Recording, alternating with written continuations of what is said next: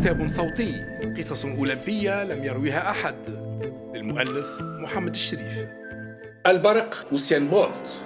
قبل أولمبياد بكين 2008 وفي ملتقى ريبوك في نيويورك يوم 31 ماي من ذات السنة، حطم يوسين بولت الرقم القياسي لل100 متر مسجلا زمنا قدره 9 ثواني 72 جزءا من المئة. جعل الأنظار تتجه إليه والإعلام العالمي يركز على كل تحركاته خلال المنافسات.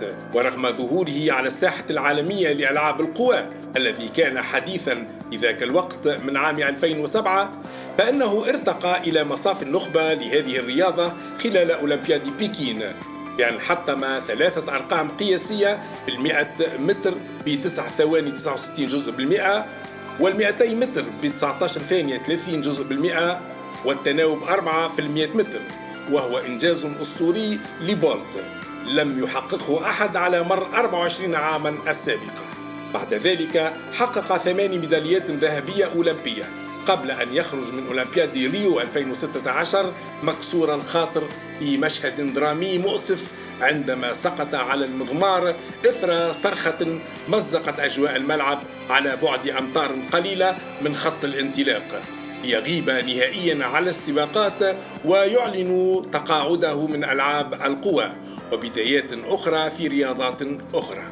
لم يمر يوسين بولت بالملاعب بدون أن يحدث ضجة وعرضا شائقا للملايين من عشاق أسلوبه، والحركة الشهيرة رمي الرمح التي يمضي بها انتصاراته الساحقة على منافسيه لا يمكن أن يخطئها أحد، فهي علامته المميزة سجلها في يونايتد ستيتس باتنت أند تريد مارك أوفيس كعلامة للملابس الرياضية والعطور والمجوهرات والأحذية والمطاعم، مقتديا بعلامة أسطورة كرة السلة الأمريكية للمحترف مايكل جوردن جامبمان. وقد طلب ترخيص العلامة في 2022 للمرة الثانية بعد طلب سابق في 2009 لم يقبل.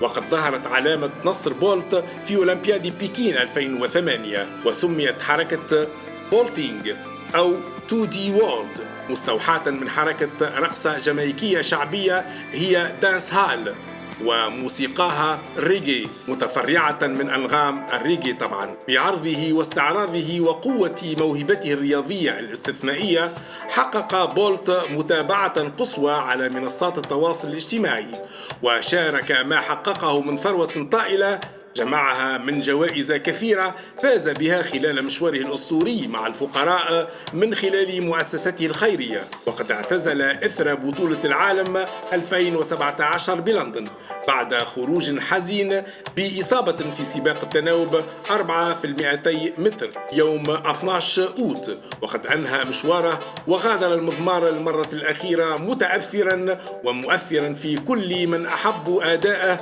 وعرضه الرياضي المميز والفريد، حيث قال اللورد سيباستيان كو رئيس الاتحاد الدولي لألعاب القوى للبي بي سي: ما سنفتقده هو شخصيته، نحن بحاجة إلى رياضيين لديهم شخصية مميزة.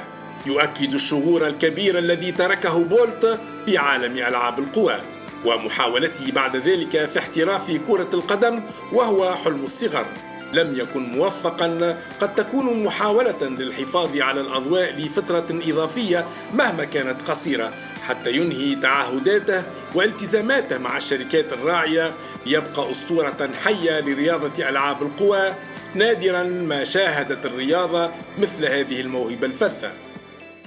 كتاب صوتي، قصص أولمبية لم يرويها أحد، للمؤلف محمد الشريف.